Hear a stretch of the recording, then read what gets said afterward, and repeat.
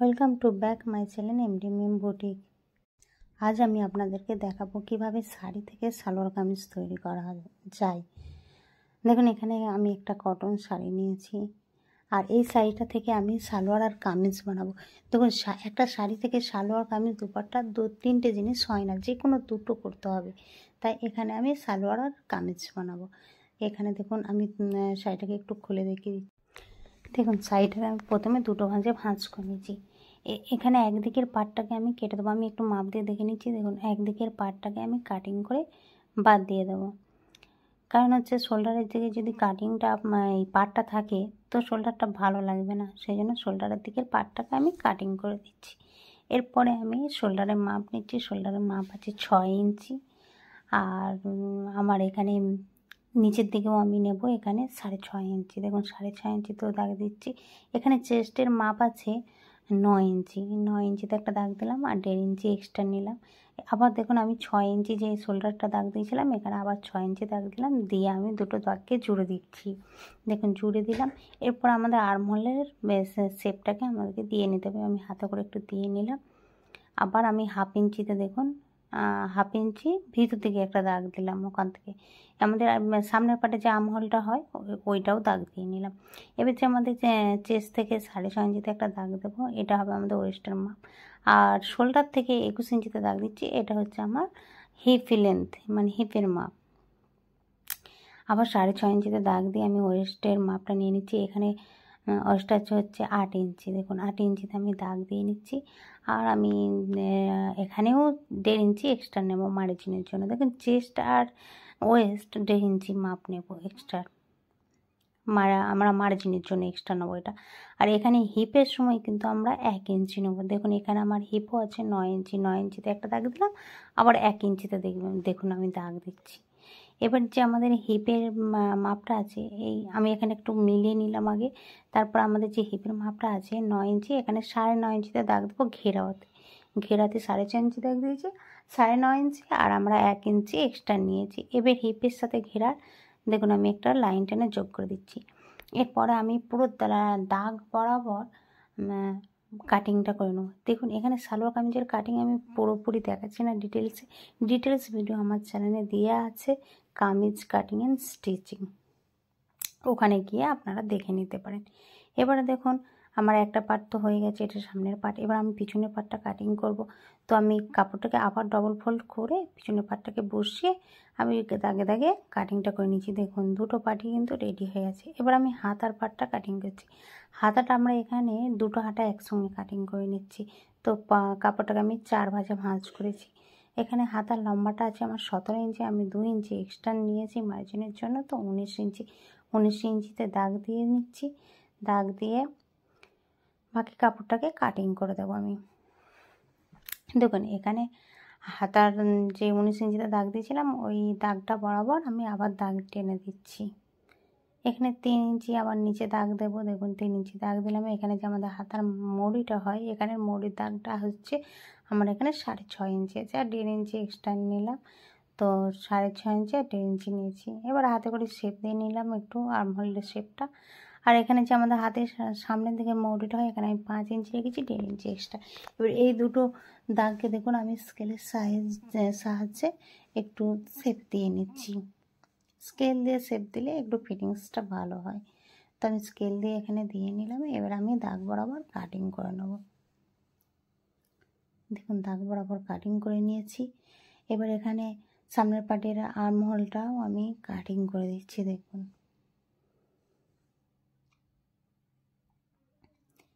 এবার আমার হাতার পাটটা কাটিং রেডি হয়েছে। এখানে আমি পাজামার কাটিংটাও একটু দেখাচ্ছি। পাজামা সেমি পাতালি পাজামা হবে। তো এখানে বেল্ট আমি কাটিং করছি। বেল্টের কাপড়টা এখানে আমি 10 ইঞ্চি চওড়া নিয়েছি, আর এখানে লম্বা আছে 20 ইঞ্চি। তো আমি পরে আবার কিছুটা কাপড় আমি জয়েন করে নেব। দেখুন, আমি কাপড়টাকে কেটে নিয়েছি। এরপরে আমি দেখিয়ে দিচ্ছি। দেখুন, 20 ইঞ্চি আছে। তো এরপরে আমি আরও 4-5 ইঞ্চি করে দুদিকে জয়েন দিয়ে নেব।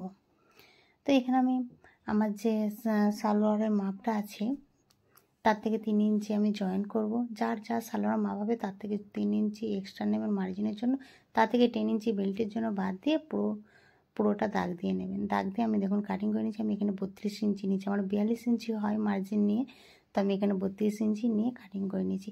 এরপরে যে কাটিংয়ের পার্টটা হয়েছিল ওটা দেখুন আমি যেদিকে কাটা খোলা কাপড়গুলো আছে তো সেই দিকে আমি বসিয়ে দিয়েছি। বসিয়ে আমি হিপের মাপটা ওখানে 8 ইঞ্চি নিয়েছি। এবারে এখানে আমার যে পায়ের যে মৌরিটা হবে তার মাপও আমি 7 ইঞ্চি আর 1 ইঞ্চি এক্সট্রা মার্জিনের জন্য নিয়েছি 8 ইঞ্চি। তো এই দুটো মাপকে আবার আমার মিলিয়ে দিতে হবে। এরও ডিটেলস ভিডিও আমার চ্যানেলে দেওয়া আছে, সেমি পাতিয়ালি কাটিং অ্যান্ড স্টিচিং, আপনারা গিয়ে দেখে আসতে পারেন। দেখুন এখানে আমি জুড়ে দিলাম, এরপর আমি কাটিংও করে নিয়েছি। এবার দেখুন এখানে যে আমাদের জয়েন মুখগুলো আছে এগুলো আমি কাটিং করে নিচ্ছি, নিয়ে প্রত্যেকটা পার্ট আমি আলাদা আলাদা করে দিই। এখানে 4টে পার্ট বেরিয়েছে, 4টে আলাদা আলাদা পার্ট হয়ে গেল। তো 4টে পার্টকে ওখানে 4টে পার্টের সাথে আমাদেরকে স্টিচ করতে হবে। দেখুন এখানেও যে কাপড়গুলো জোড়া আছে ওগুলোকে আমি কাটিং করে একটা একটা করে আলাদা পার্ট করে দিচ্ছি। দেওয়ার পরে এই 4টে পার্টকে আমি ওখানে জয়েন্ট করে নেবো। দেখুন আমি একটু দেখিয়ে দিচ্ছি কীভাবে জয়েন্টটা হবে। দেখুন এভাবে সেলাই করে জয়েন্ট করে নেওয়া। দেখুন এখানে একটু নেক কাটিং দেখিয়ে দিচ্ছি। তো এখানে শোল্ডার নিয়েছি 3 ইঞ্চি আর এইদিকে আমি কোনাচে করে 7.5 ইঞ্চিতে দাগ দিচ্ছি। আর নিচের দিকে যে আমি আবার দাগটা দিচ্ছি এটা কিন্তু 3.5 ইঞ্চিতে দিচ্ছি। এখানে 3 ইঞ্চি আর দিচ্ছি না, 3.5 ইঞ্চি। এরপরে এই 3.5 ইঞ্চির সাথে উপরে যে আমি শোল্ডারে 3 ইঞ্চি দাগ দিয়েছি ওই দুটোকে দেখুন মিলিয়ে দেব। দেখুন দাগটা মিলিয়ে দিচ্ছি, দিয়ে গোল করে শেপ করে দেবো, যাতে মানে গোলটা একটু সুন্দর দেখতে লাগে আর কি, একটু ভিতর দিয়ে যাতে হয়। তার জন্য আমি একটু 1/2 ইঞ্চি ভিতর দিকে করে কাটিংটা করেছি। দেখুন কাটিংটা আমি করে নিলাম। এবার 1/2 ইঞ্চি যেমন শোল্ডার ডাউন করতে হয় সেটাও করে নিলাম। এই পার্টটা রেডি, এটা পিছনের পার্ট। এবার আমি সামনের পার্ট করব কাটিং। এখানেও আমি শোল্ডার কিন্তু 3 ইঞ্চি নেব। এখানে আমি আগে আর্মহোলের কাটিংটা করে নিচ্ছি, সামনের পার্টের যে আর্মহোলটা হয় ওটা কাটিংটা আমি করে নিচ্ছি দাগে দাগে। এরপরে দেখুন 3 ইঞ্চিতে আবার দাগ দিচ্ছি। এবারে এখানে সামনের পার্টে আমাকে একটা হুক বসাতে হবে, হুক দিয়ে কাটিংটা করতে হবে। তো এখানে আবার আমি 6 ইঞ্চিতে দাগ দিয়ে 3 ইঞ্চি আবার নিয়ে নিচ্ছি। এখানে ভুল করে 2.5 ইঞ্চি হয়ে গেছিলো, পরে আমি আবার 3 ইঞ্চিতে দাগ দিয়ে নিয়েছি। নেওয়ার পরে দেখুন একটু গোল করে দাগ দিয়ে নিয়েছি। গলাটা গোলই হবে, কিন্তু 4 ইঞ্চি পর্যন্ত আমি একটা কাটিং করে এখানে একটা হুক বসিয়ে দেবো আর কি। দেখুন এইভাবে কাটিং করা হয়।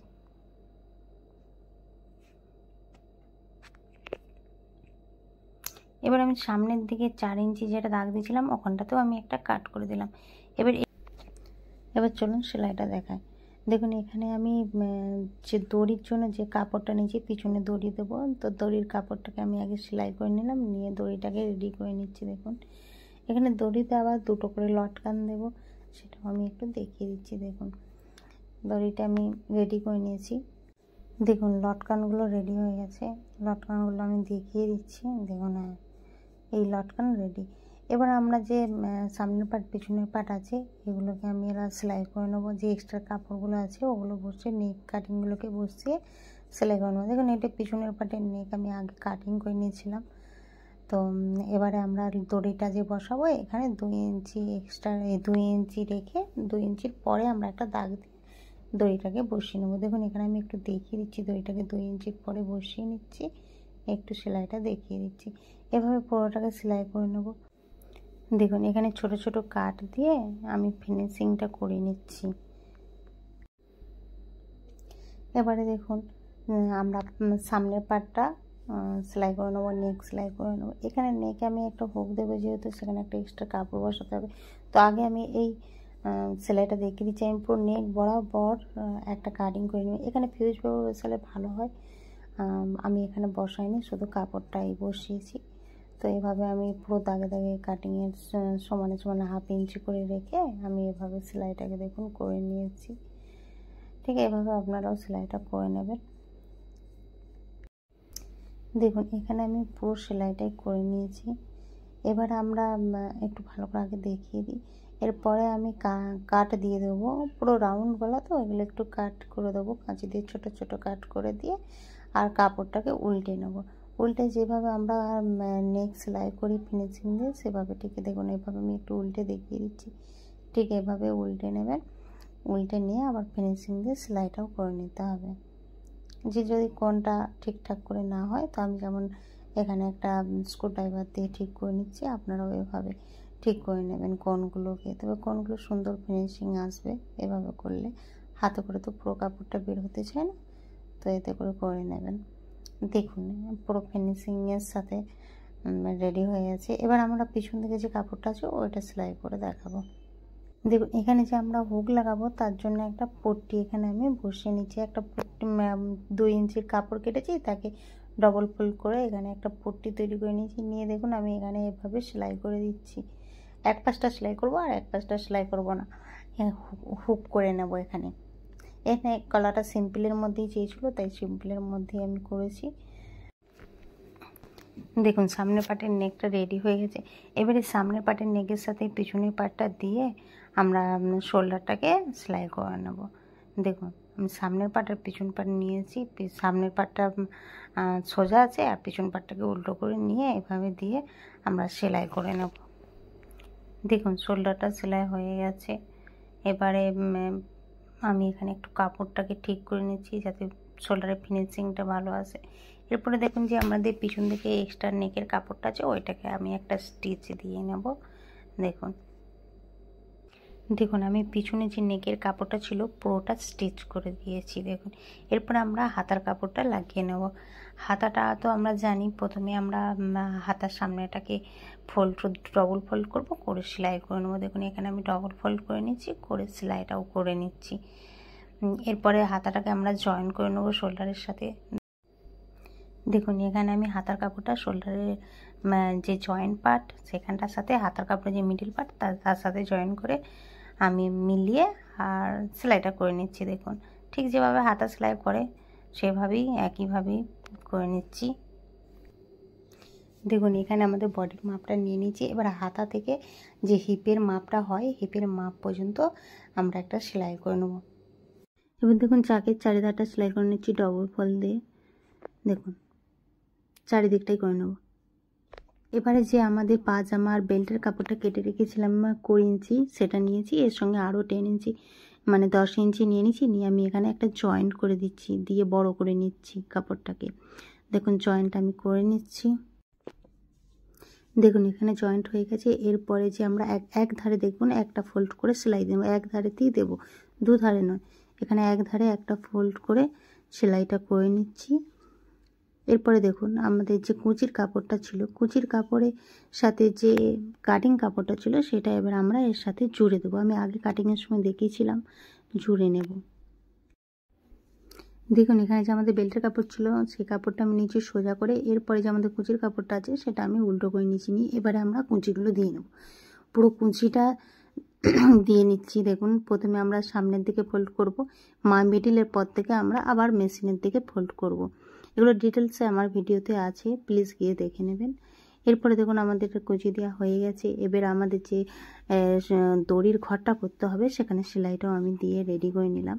তারপরে দেখুন এখানে আমরা দড়িটা লাগানোর জন্য কাপড়টাকে ফোল্ড করে দিচ্ছি। দড়ির ঘরের ওখান থেকে শুরু করছি, জয়েন্ট মুখটা থেকে দিয়ে দেখুন ফোল্ড করে পুরোটা সেলাই করে নেব। পুরো সেলাইটা দেখুন আমি একটুখানি দেখাচ্ছি কিভাবে ফোল্ড করে সেলাইটা করছি। দেখুন সেলাই হয়ে গেছে। এরপরে যে আমার পায়ে মড়িটা হবে, এই মড়িটার জন্য আমি বুকরম নিয়ে নিয়েছি। বুকরমটাকে কাপড়ে বসিয়ে নিয়ে আবার আমরা পায়েতে পায়জামাতে আর কি কাপড়টাকে বসিয়ে নিয়েছি। নেওয়ার পরে আমরা 7 ইঞ্চি মার্জিনটাকে পুরোটাকে সেলাই করে নিয়েছি। আমি পুরো শর্ট করে দেখিয়ে দিলাম কারণ ভিডিওটা আমার চ্যানেলে অলরেডি আছে, প্লিজ গিয়ে দেখে নিন। সেই জন্য আমি খুবই ছোট করে কাটিংগুলো সেলাইগুলো দেখাচ্ছি। এবারে দেখুন আমাদের জামা রেডি, পাজামা বা সালোয়ার কামিজ, সালোয়ার বা পাজামা রেডি। এরপরে দেখুন ছবিটা আমি একটু দেখিয়ে দিচ্ছি আপনাদেরকে। ভিডিওটা যদি ভালো লাগে please like, comment and subscribe করে দেবেন। দেখুন পাজামাটা কত সুন্দর লাগছে। এরপরে জামাটাও আমি একটু দেখিয়ে দিচ্ছি আপনাদেরকে। দেখুন জামা অ্যান্ড পায়জামা দুটোই রেডি, সালোয়ার কামিজ।